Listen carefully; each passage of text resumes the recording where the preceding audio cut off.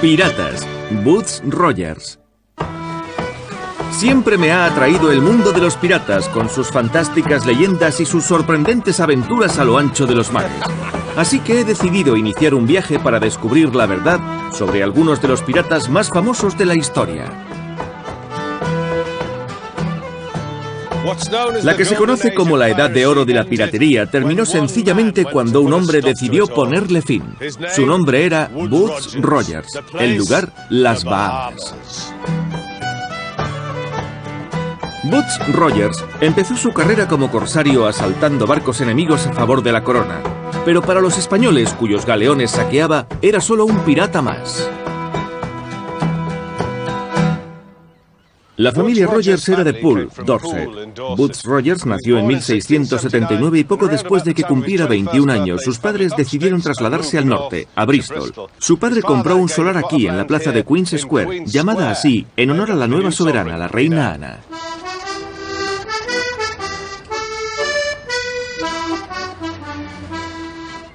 Esta zona estaba en expansión y era una de las más rentables de la ciudad. El solar tenía unos 13 metros de ancho por 33 de largo. Así que el padre de Boots Rogers le sacó provecho y construyó dos casas en ese terreno. La casa de Boots Rogers hace tiempo que fue derribada y reemplazada por esta. Cuando Rogers tenía alrededor de 25 años, se casó con la hija de un almirante. Muy poco después su padre murió, así que le dejó las dos casas y un pequeño legado. Pero antes de irnos, echemos un vistazo a la placa de la casa. Boots Rogers, gran marinero, navegante y gobernador colonial. No menciona su pasado como pirata o corsario. Rogers estuvo de aprendiz durante 7 años con un capitán de Bristol. Podría haberse labrado una carrera, pero no fue así. Afortunadamente, el matrimonio le proporcionó trabajo como mercader. Independientemente del amor que sintiera, Rogers vio su matrimonio con Sarah como un buen negocio. Pero no tuvo demasiado éxito en sus primeras aventuras comerciales y decidió convertirse en corsario, una forma de piratería legalizada. Me dirijo a un bar cerca de la casa de Boots Rogers para reunirme con el historiador Richard Platt. Hablaremos sobre este corsario, cazador de piratas y popular cronista. La diferencia entre pirata y corsario es muy clara. Los corsarios tenían permiso para atacar al enemigo en tiempos de guerra, pero cuando la guerra acababa, debían detener sus ataques. Sin embargo, podían pasar meses antes de que supieran que la guerra había acabado. Y seguían hostigando a los barcos enemigos hasta mucho tiempo después. Y se convertían en piratas. Así es, aunque se enteraran de que ya no había guerra, continuaban con esa práctica. Era un negocio tan lucrativo que incluso los inversores financiaban a los corsarios. Boots Rogers empezó a ascender de posición, pero no todo era tan sencillo. En esa etapa, Boots Rogers debía de tener dinero y lo invertía en preparar los barcos. Por entonces, Inglaterra estaba en guerra con España y Francia, en la Guerra de Sucesión Española. Rogers preparó varios barcos para atacar a sus enemigos. Y seguramente eso también le hizo perder dinero en algunos viajes. Es posible que los barcos fueran tomados por los españoles. No se sabe exactamente qué pasó, pero entre 1708 y 1709 acumuló muchas deudas. Rogers financió al menos 2 de esos viajes contra los franceses, pero en 1707 se le ocurrió un nuevo y arriesgado plan para robar el tesoro de un barco español. Tenía el propósito de navegar hasta Sudamérica con un bajel corsario y saquear un barco español. Planeó ese viaje para recuperar sus anteriores pérdidas. Fue una especie de doble o nada. Entiendo. España invadió América y mientras estuvieron allí se incautaron de todas las riquezas que pudieron: joyas, plata, almizcle, canela, seda. Se organizaban 2 viajes al año para trasladar todo esto a España, así que esos navíos eran un buen trofeo. Conocidos como galeones de Manila, estos barcos seguían una ruta triangular de Filipinas a México y a España.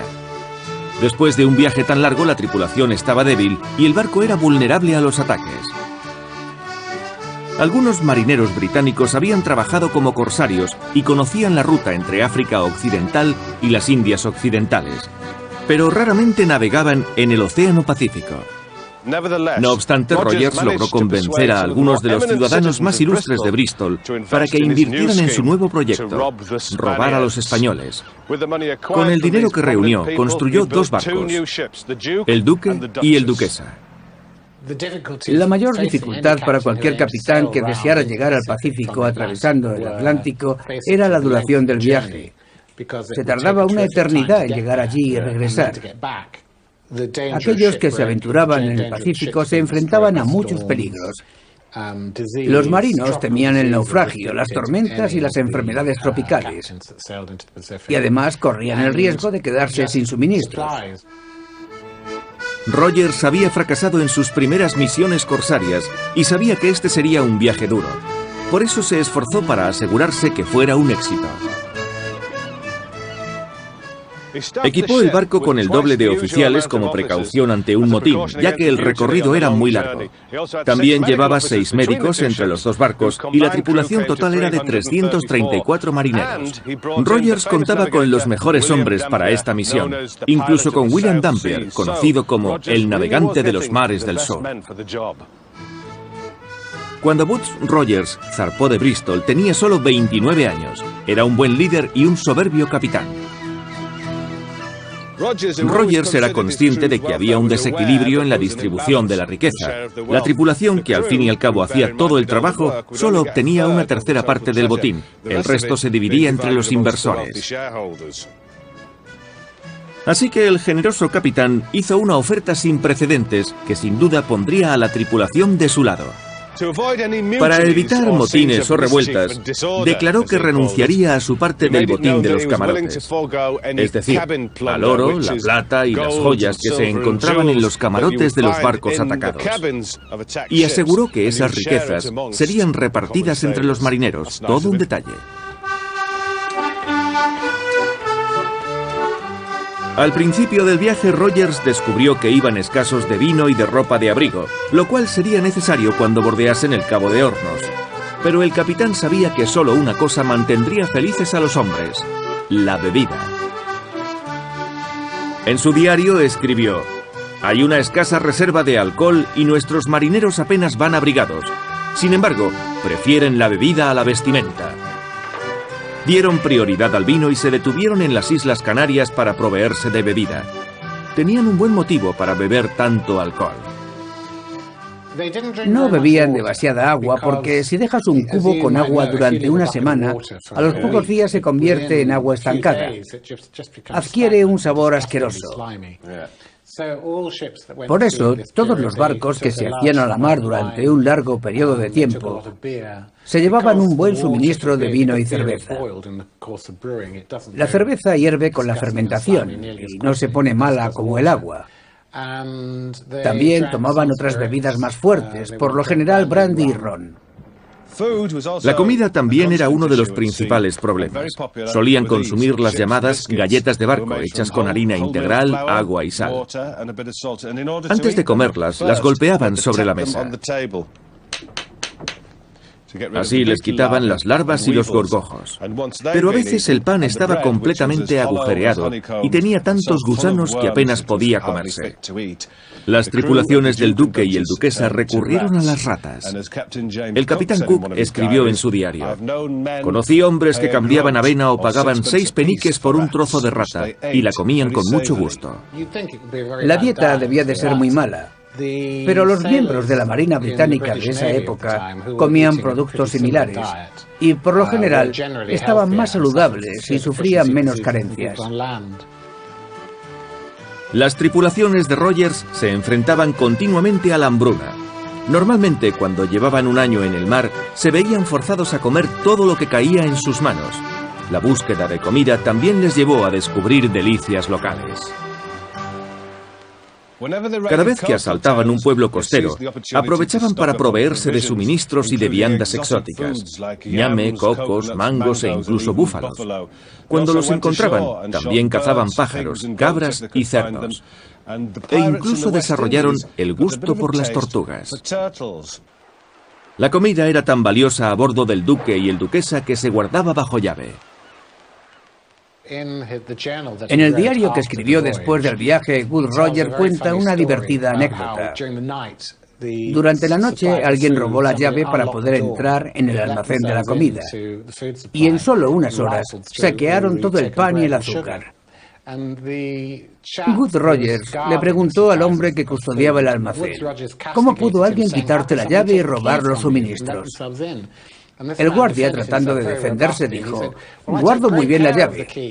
Como anteriormente ya me la habían quitado del bolsillo, ahora me la ato a mis partes íntimas. Y Roger preguntó, ¿cómo es que no notaste que te quitaban la llave? A lo que el hombre respondió, el ladrón la desató sin despertarme y al querer atarla de nuevo, sí me desperté y lo atrapé. Durante 1 año y medio, Woods Rogers y su tripulación sufrieron el frío, la inanición y las enfermedades antes de llegar a divisar un barco de Manila. Durante la lucha, el capitán pirata demostró ser uno de los corsarios más desafortunados de todos los tiempos. Woods Rogers zarpó de Bristol con algunos de los mejores marinos de Gran Bretaña. La misión consistía en saquear los galeones españoles. Tras 18 meses, por fin divisaban su recompensa.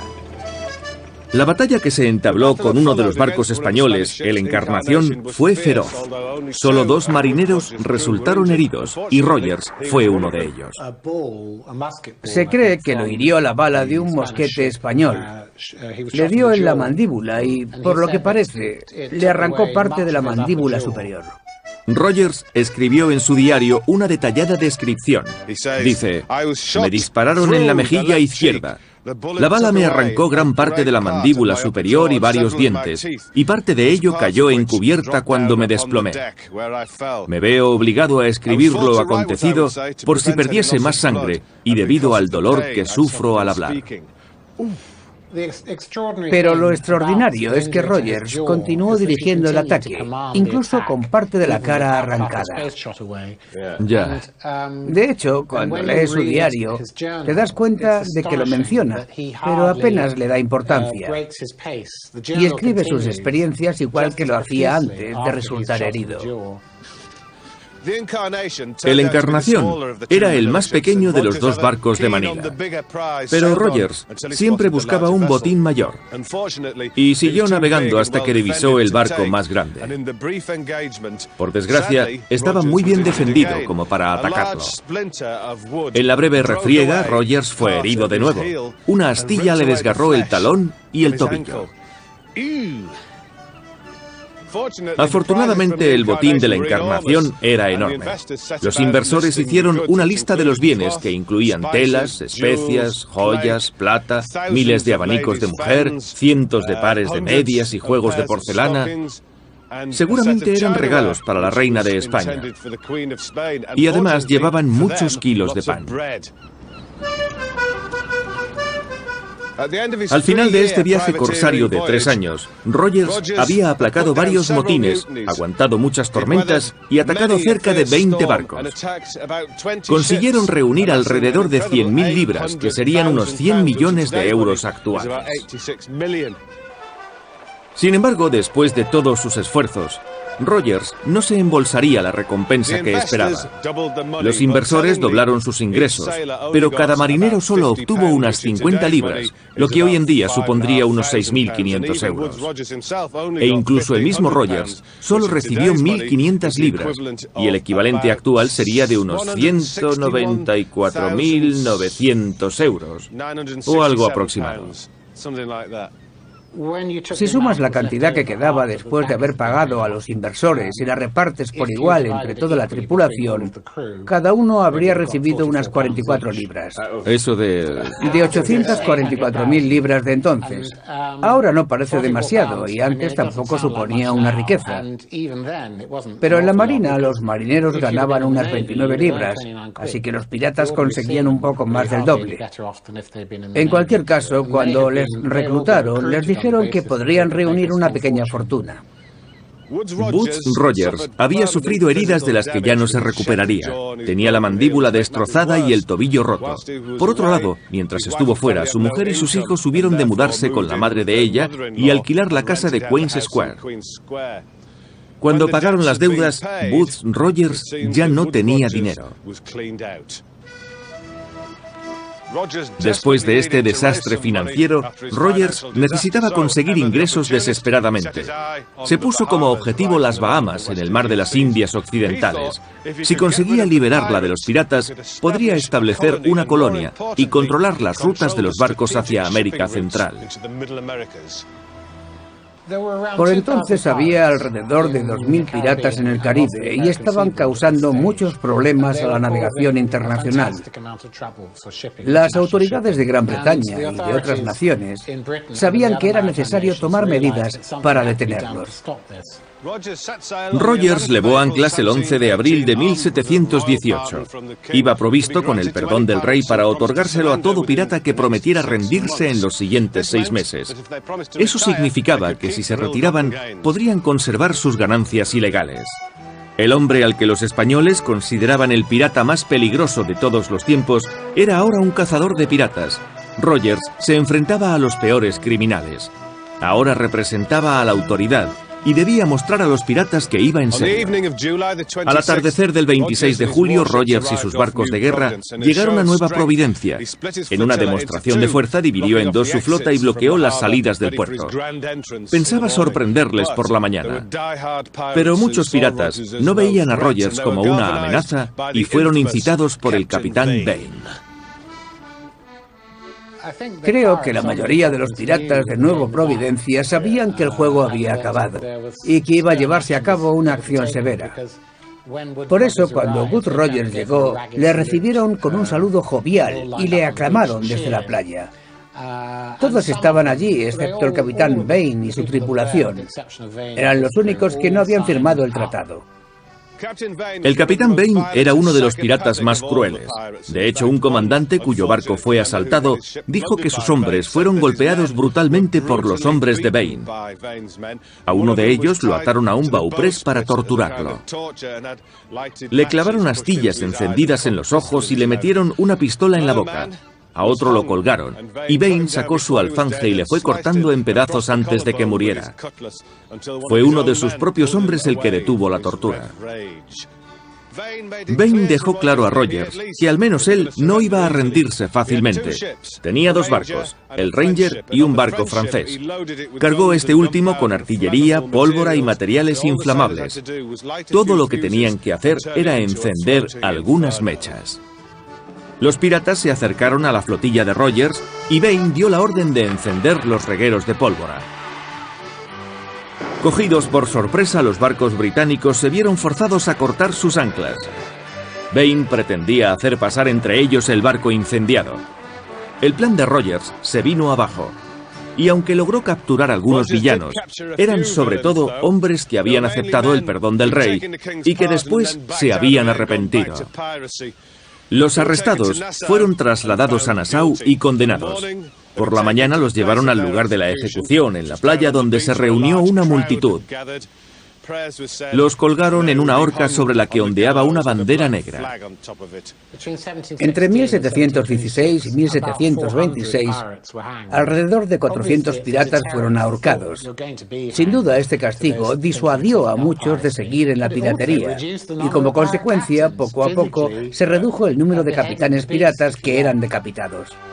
Rogers triunfó en su misión de restaurar el orden en las Bahamas y acuñó un lema en latín: Expulsis piratis, restituta commercia, que significa, expulsados los piratas, se restituye el comercio. Fue el lema de las colonias hasta su independencia en 1973. En 1720, Rogers había reconstruido el fuerte y había barcos mercantes en el puerto de Nassau. Nada que ver con la zona delictiva que había sido hasta entonces. Pero a pesar de sus éxitos, Rogers sufrió otro fracaso financiero. En 1721 decidió regresar a Gran Bretaña, pero cuando llegó allí descubrió que estaba arruinado. Incluso hubo de cumplir la pena en la cárcel, y para aumentar los problemas, su esposa le abandonó. Estaba en un aprieto, no le habían pagado nada. La primera vez que fue a Nueva Providencia, no le abonaron su sueldo como gobernador, pero en Inglaterra trató de conseguir apoyos para regresar a las Bahamas. Sin embargo, tenía muy buenos amigos, y todos los que le apoyaban presentaron una solicitud al rey. Finalmente se le otorgó la consideración que merecía, y lo más importante, en 1726 le concedieron una pensión. Pero de nuevo había problemas en las Bahamas. El gobernador que reemplazó a Woodes Rogers se vio implicado en la corrupción que infestaba la zona. Rogers fue enviado allí para resolver el conflicto, y en esta ocasión le asignaron un salario. Por entonces ya era más célebre, y la gente empezaba a verle como un inglés eminente y respetable que se había esforzado para mejorar las condiciones en la colonia. Antes no le habían recompensado como merecía, pero esta vez le asignaron un salario y regresó a Nueva Providencia para intentarlo de nuevo. Antes de partir hacia Nueva Providencia, posó con su hijo y su hija para un cuadro de Hogarth. Aparecen de pie ante el nuevo fuerte de Nassau. En la distancia se ve un barco, y en las manos de su hijo un mapa de la isla. En la pared cuelga un ornamento con la inscripción «Dum spiro espero», mientras respiro, espero. Rogers zarpó hacia las Bahamas. Después de todos sus fracasos financieros, esta era la oportunidad por la que siempre había luchado. Pero solo pudo disfrutar de su nueva posición durante 3 años, hasta que murió en 1732. Algunos creen que fue envenenado. Es posible, ya que contaba con muchos enemigos entre los piratas. ¿Qué edad tenía al morir? Tenía 54 años cuando murió, aunque su salud estaba muy deteriorada debido a las heridas que había sufrido 23 años atrás. Eso no fue lo que le mató, pero lo cierto es que no se sabe exactamente cómo murió. A pesar de los fracasos económicos, la carrera de Woodes Rogers fue muy satisfactoria. Navegó alrededor del mundo, se convirtió en corsario y en escritor, y fue gobernador de las Bahamas. Pero quizás su mayor logro fue liberar a América Central del azote pirata.